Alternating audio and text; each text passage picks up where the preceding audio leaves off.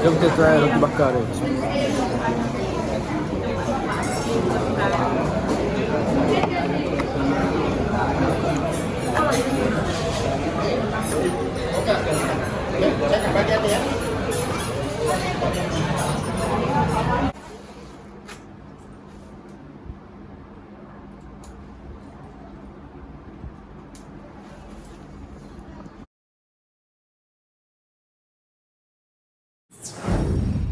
Welcome back to my YouTube channel. So in this video, I'll be going to kita akan pergi ke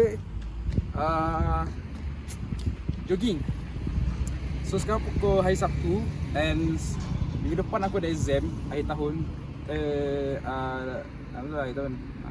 So sekali Sabtu, so macam masih ada time untuk jogging, kita jogging. Let's go.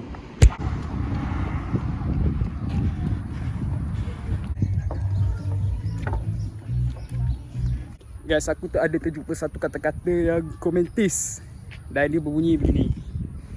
Sungai paling setia pada laut, bertemu dan bersatu di muara mengenyam cinta. Ada ketika manusia juga perlu menjadi lalang, melenggok di tiup bayu, kakar kukuh menujang bumi. Anjay. Ada satu lagi. Ku dekati unggas-unggas untuk belajar, melembutkan hati dan sentiasa bertawakal.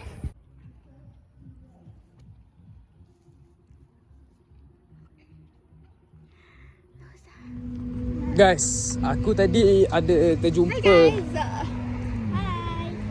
So guys, tadi aku ada jumpa sama aku tengah jogging tadi. Aku just lah okay lah time tu kan, dah jogging dah. And then aku terjumpa this one Indian families. Aku jumpa this one uncle dan this one auntie. Dia Indian tau. And kan Deepavali is just around the corner time ni. Hari ni 11 kan, Deepavali 20. So ni kakak aku dia suruh cakap tukar wish Deepavali kan dekat Indian family tu. Dia kata oh yeah, why not kan.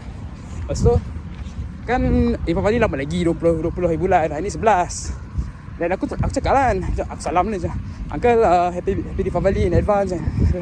Dia macam happy lah. Oh thank you. Dan mula daripada tu aku rasa macam bila kita buat benda baik dekat orang, macam kita sendiri akan dapat benefit tu. Faham tak? Bila kita macam spread kebaikan pada orang lain.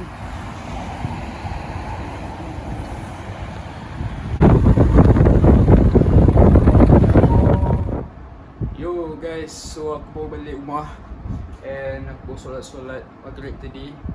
And aku just nak summarize up untuk video kali ni. Terima kasih kepada yang tengok video ni. Jangan lupa subscribe, comment and comment next video apa yang korang nak aku buat lagi. And thank you for supporting this channel. I hope we can grow into. Okay, sekarang subscriber aku dalam 100 lebih. Kita bagi 200. Okay, cukup 200. Cun, aku fikirkan apa lagi aku nak buat. Okay, maybe aku akan buat giveaway ke apa, kita tengok. Gantung pada rezeki. So thank you guys. Jangan lupa solat, jangan lupa doakan untuk saudara-saudara kita di Palestin. Assalamualaikum.